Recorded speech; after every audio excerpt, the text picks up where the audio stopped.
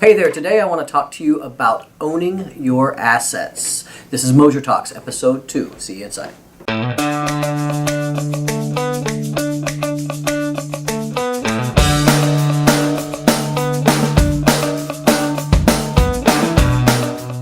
Hey everyone, today I wanted to talk to you about something that even the best business owner gets caught up in from time to time, and I've seen it happen hundreds of times, and I'm hoping that maybe you see this before it happens to you. And I'm talking about owning your assets. And by assets, I mean anything having to do with your digital presence, whether that be your website, and believe it or not, sometimes people do lose their whole websites, or it's the images on your website, or whatever that is. You need to make sure it's always in your control. So I want to give you a couple tips on doing that. I'll give you a perfect example of something that's happened to a lot of companies. Let's just say that you decide that you're going to do some offline advertising with a company that, let's see, how do I not call them out? We'll just say that they have a publication that just happens to have slightly tinted yellow pages. Well, I guess I just called them out, didn't I? Anyway, but let's say you buy a website through them as part of another advertising package, and they throw that in, of course, for free. And they say, oh yeah, don't worry about getting a domain name. We'll get it for you. We'll register. And so, you know, tomswidgets.com, we've got it. Here it is. It's yours. Well, here's what happens is a couple of years down the line, when you realize that your advertising investment in that publication may not necessarily be paying for itself, you say, okay, well, I'm going to go ahead and do that, and since you do my website too, I'm just going to move it to this other company. And they're going to be like, oh, well, not so fast. You know, here's a $599 screw you fee, or whatever it is that they determine is a cancellation fee or whatever, that they never told you could expect in the first place. That happens a lot, actually. A lot of companies, anybody that gives you a domain for free with another product is probably going to force you to pay them if you ever want to take that domain with you once you leave them. So that's a pretty big it's a pretty big surprise, actually, for a lot of companies. I've actually had companies come to us to do a new website, and we ended up having to get them a different domain than the one that they've had for 5 or 6 years because they just refuse to pay this exorbitant fee. Or either that, or sometimes the companies just won't give it to you. Sometimes they'll be like, no, this is our asset. So that's something to be concerned with. On the subject of domains, you know, one thing is, you know, you never really own your domain. I mean, you do, but you don't.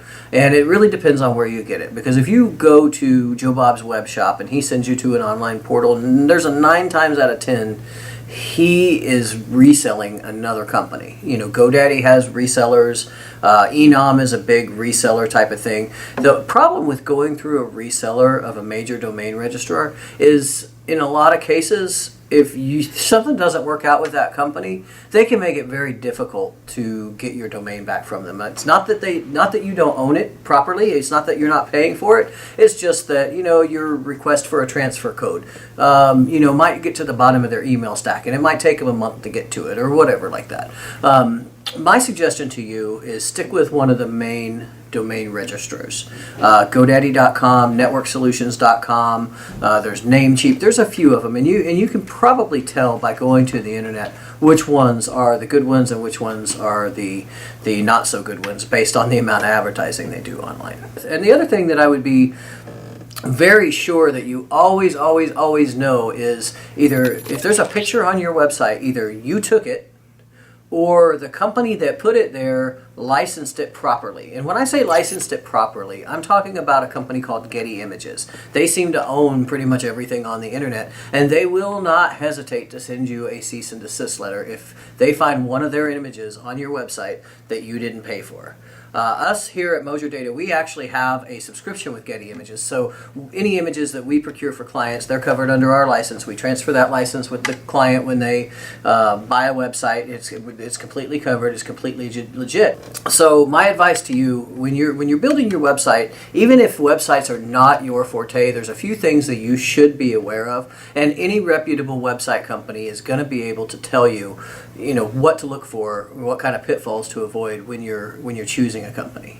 Anyway, I hope these 2 little pointers were helpful to you, and I hope to see you next time on Mosier Talks.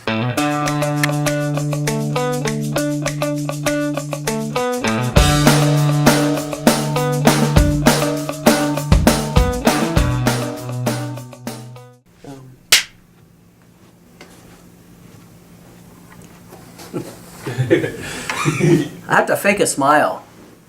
Like, I don't know. Maybe I do smile naturally, it just doesn't feel like I do. Anyway.